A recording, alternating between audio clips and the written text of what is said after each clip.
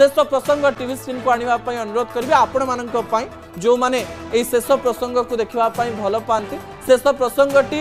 आपण घर पाखे गोटे जिनस जार उपकारिता आप शुणी थे किंतु तार वैज्ञानिक तत्व जानी नथिबे शेष प्रसंग टीवी स्क्रीन को आनिबा पई अनुरोध करिवे बेलपत्र एक संजीवनी बेलपत्र को नहीं केवल आयुर्वेद नुहे Bharat United kingdom USA Canada Germany या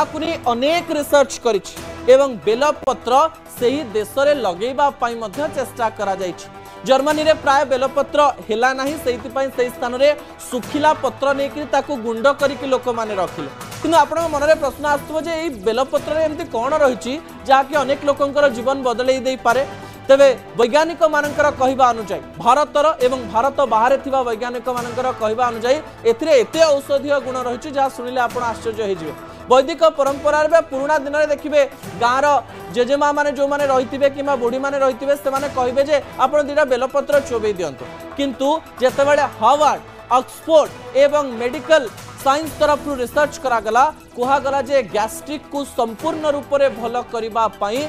बेलपत्र यथेष्ट अटे 1.5 मास धरी बा 45 डेज पर्यंत जदि आपण प्रतिदिन सकाळे खाली पेटरे 2-2टी बेलपत्र खाउचंती एहा आपणक शरीर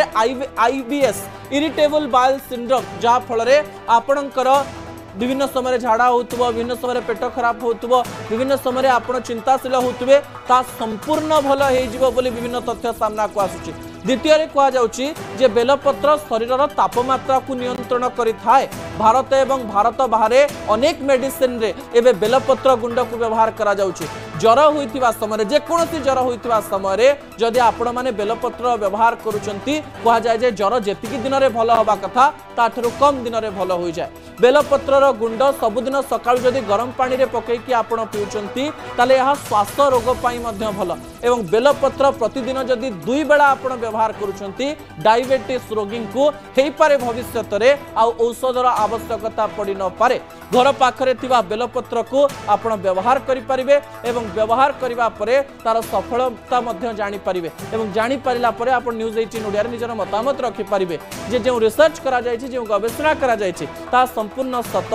ना नहे असल कथा को इछि रखुछि आसंता काली राति 8 रे आपण सहित पुणी देखा हेबो रहुछि नमस्कार।